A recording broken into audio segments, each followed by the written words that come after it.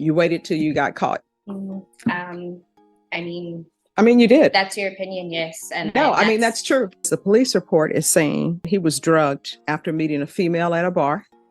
That's what you seem shocked. That's what's in the police report. Have you read it? And then he said his debit card was taken without his permission as well. I did not take his debit card. Well, they found it in your purse. That's what the police report says. Oh. So what do you do for a living? I'm a nanny. Oh, not anymore. We got a defendant in court today who's accused of drugging a man she met at a bar, then taking his car and his credit card, all while she was already on probation, instead of taking responsibility. She's standing in front of the judge trying to twist the story, even though the evidence is literally sitting right there. What makes it wild is that lying in court doesn't just make you look bad. It usually guarantees a worse outcome. And yet, she's calm. Too calm.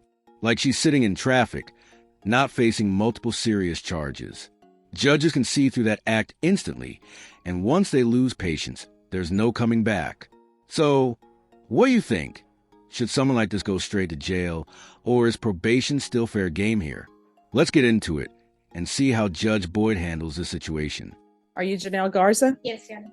Counsel, you received all the discovery. Did you review it with your client? I did, Judge. Court will find that the state is in compliance with discovery. Ms. Garza, I'm showing you what's entitled Application for Deferred Adjudication or Community Supervision. Did you review that with your attorney? Did you understand it? Did you sign it? Yes, Your Honor. Showing you what's entitled True Bill of Indictment. Did you review that with your attorney? Did you understand it? Yes. Counsel, do you waive the reading of the indictment? We do, Judge. State, are you proceeding on the indictment as presented? Yes, Your Honor. All right. Ms. Garza, I'm showing you what's entitled Court Admonishments. Did you review that with your attorney? Did you understand it? Yes, Your Honor. And did you sign it in all the appropriate places? Yes, Your Honor. Do you understand you're charged with the offense of unauthorized use of a vehicle? That's a state jail felony. The range of punishment is anywhere from 180 days up to 2 years in the state jail facility and up to a $10,000 fine? Yes. After reviewing states exhibits 1 and attachments, the court will find there is sufficient evidence to find you guilty. The court will defer finding of guilt as you've applied for deferred adjudication. Are we proceeding with sentencing? We are, Judge. Anything you wish to say on behalf of your client? Yes, Judge. Ms. Garza, at the time of the offense, had been a drug addict for several years. When she was arrested, it was her first felony arrest, and it scared her. It scared her enough to get clean and to get a job. Since May 10th of this year, she's been clean. She did it on her own without going to rehab because she couldn't afford to go to rehab. And she's been clean for over 6 months. She has reconciled with her mother, and she's been employed since June of this year. She is a different person than the person that committed this offense because she understood and is willing to take responsibility for exactly what happened and wants to move forward with her life. She understood a change was necessary. And I think the person that you see today is a different person than the person that committed this offense. So we would request you place her on deferred adjudication because of that for the 2-year period and just follow the state's recommendation, Judge. And what did you do? With regards to this offense. What did I do? Yes. What do you mean? What did I do? You're here for unauthorized use of a vehicle. So what did you do? I took someone's vehicle without their permission. All right, because the police report is saying, at least he's saying he was drugged after meeting a female at a bar. That's what you seem shocked. That's what's in the police report. Have you read it? I went over it. It's just, yes. I didn't read that exact part. Oh, yeah, it says he was drugged, but I understand. So was he drugged? No. And then he said his debit card was taken without his permission as well. I did not take his debit card. Well, they found it in your purse. That's what the police report says. Because it says right here. I don't remember them saying anything about that. And I don't remember having the debit card or anything. It says, according to the original case number, victim had been drugged after meeting a female at the bar. Victim allowed the female to take him home in his vehicle. After waking up, he discovered his vehicle was gone with the keys, cell phones, and multicolored debit card.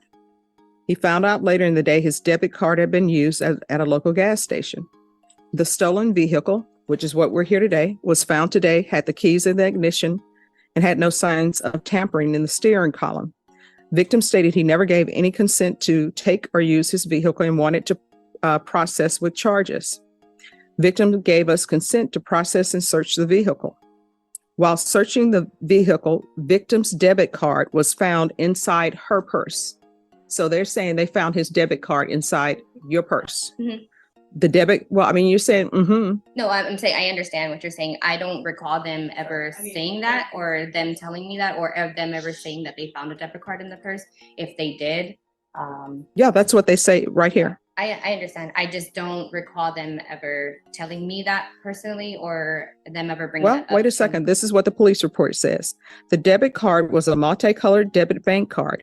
I also found a gray camouflage bag in the trunk with some work gear and victim's work identification card. Suspect, that's you, was advised of her rights and asked why victim's debit card was in her purse. Suspect said she found it in the vehicle and thought it belonged to her friend. The bag in the trunk, she said, was already there. She said she didn't know the vehicle was stolen. So the debit card was found in your purse. When you're drug tested today, what are the results going to be? I'll be clean. All right. So we'll do a drug test today, then I'll come back with sentencing. State versus Janelle Garza. So when's the last time you used marijuana? Yesterday. All right. So what? This is exactly where people trip themselves up the most. If you stand in front of a judge and start lying, you're practically asking for the harshest sentence possible. Courts reward honesty, even in bad situations. But trying to dodge the truth kills your credibility on the spot. And this girl? She was already on probation, which makes it even worse. She told the judge she was clean, said it like she believed it, only for a drug test minutes later to come back positive for marijuana. That's not just awkward. It's proof that she can't be trusted. Judges remember moments like this because they reveal a pattern.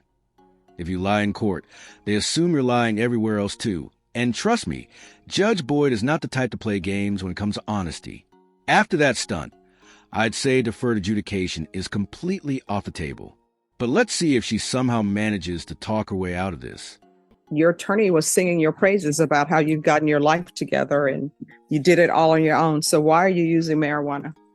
Well, I guess I should say I got my life together. I used to use meth for 5 years. Sorry, what? I used to use meth and amphetamine for 5 years.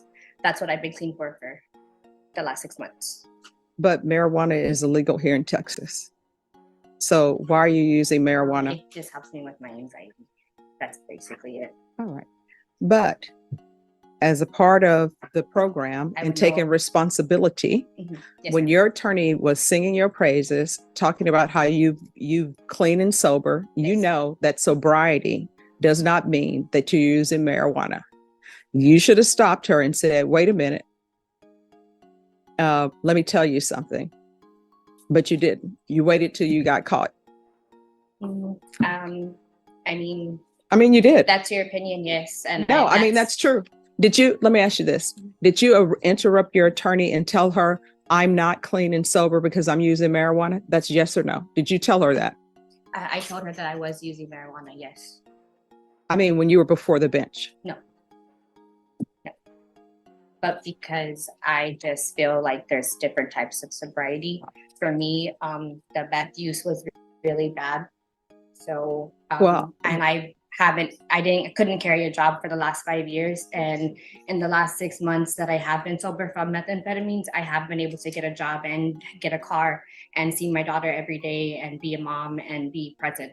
You're not allowed to use marijuana while you're on probation. I understand that. And I understand that I would not be able to use it and I won't use it. But do you understand you're not clean and sober? Yes. And So what do you do for a living? I'm a nanny. Oh, not anymore. I don't allow people on felony probation to be nannies, to be home health care providers, and especially someone who's not clean and sober. And who are you a nanny to? Is this a relative or somebody? Yes. Sister, cousin, who Yes. is it? All right. So that job is over with today. You understand? Yes. So how far did you go in school? I went all the way through high school. I graduated and I went through some trade school. I had my medical assistant. I went through medical assistant school. I finished that. And where are your children? Right now she's at school. And how old? Do you only have one I child? only have one. She's 14. And does she live with you? Yes. And my mom and my grandparents and my other family. When you say your mom, your grandparents, and other family, what is other family? My aunt, my other aunt. There's a whole bunch of us that live at my grandma's house. All right. This is what the court is going to do. Are there any other questions? No, Your Honor. All right. There's a $500 fine that will be probated. 3 years deferred adjudication. Going to do a TAP evaluation, follow recommendations. If they recommend inpatient treatment, we'll start with intensive outpatient treatment. There's going to be 90 sober meetings in 90 days. I'm going to want her tested for levels. If the marijuana levels go up, then we're going to address that. Yes.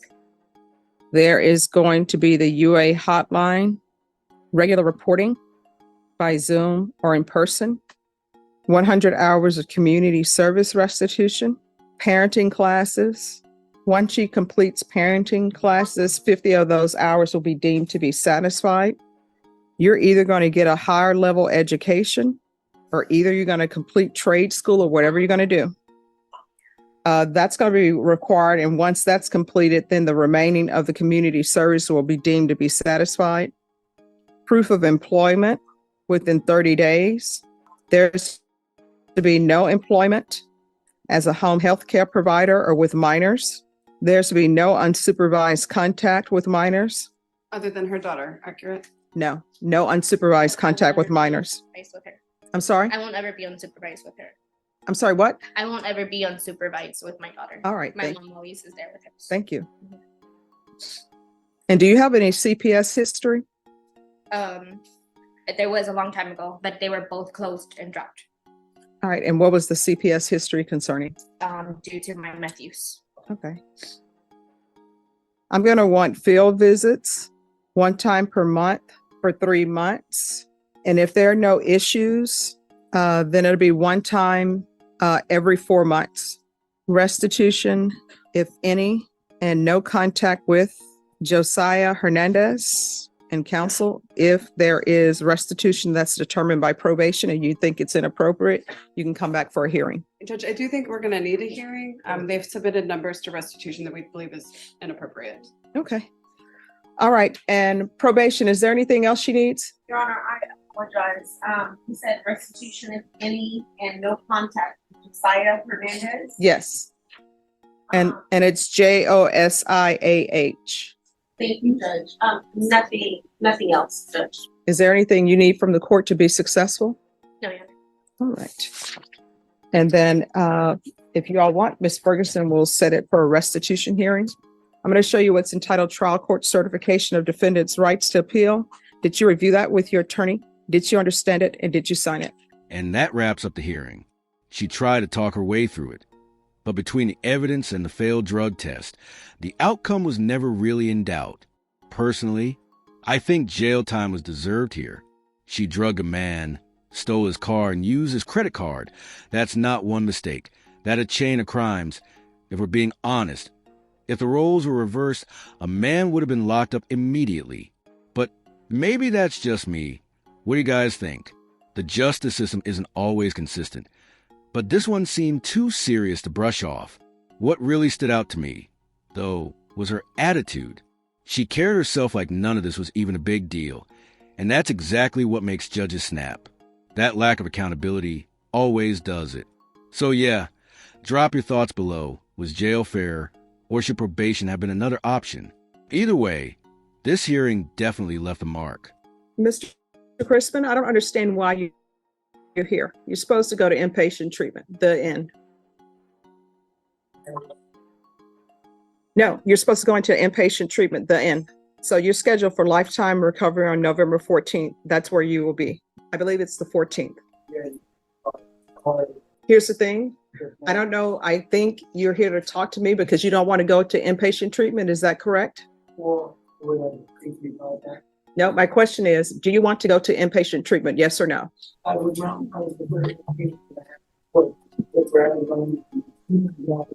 right, you're going into inpatient treatment, Mr. Crispin.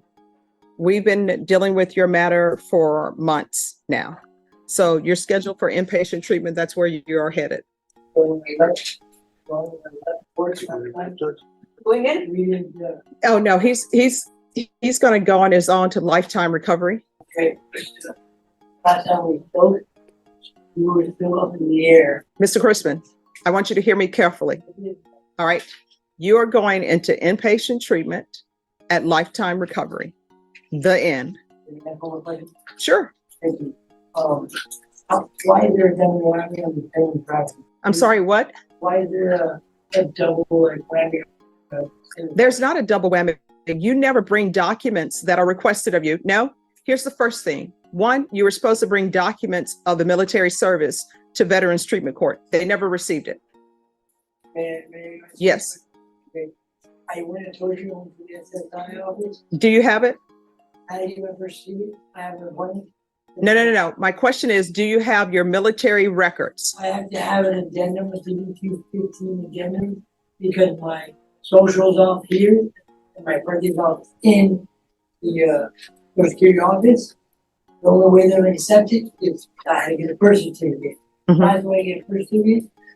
Because I had to have my father be living in California or it's even longer. I was 30 to 60 days to get because that's what we spoke about. All right, so Mr. Crispin, this is what we're going to do. While, Mr. Crispin, this is what we're going to do. While we are waiting you to get those documents, you'll be in inpatient treatment at lifetime recovery.